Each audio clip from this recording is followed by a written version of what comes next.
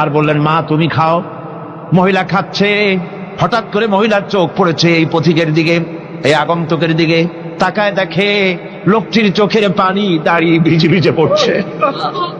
মহিলা বলতেছে, ও পথিক তুমি কে? তোমার তো আমি চিনি না, তবে আমার মন বলে, তোমার ব্যবহার দেখে আমার মন বলে এই মদিনার সরকার আমিরুল মুমিনিন খলিফাতুল মুসলিমিন ওমর না হইয়া তোমার মতো মানুষ হলে বোধহয় ভালো হতো।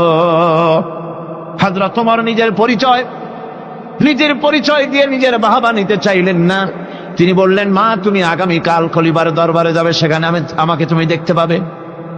পরের দিন মহিলা কষ্ট করে যখন দরবারে চলে গেছেন, যে দেখেন কি সর্বনাশ, রাত্রিবেলায় যিনি বোঝা বহন করে নিয়েছিলেন তিনিই তো খলিফা। মহিলা কাছে গিয়ে করজোড়ে দাঁড়ায় বলেন, আমিরুল মুমিনিন রাতে আপনি আমার জন্য কষ্ট করেছেন, আমি বিরুদ্ধভাবে আপনার কাছে মাপ চাই, আমারে মাফ করে দেন। হযরত ওমর বলেন, মাপ?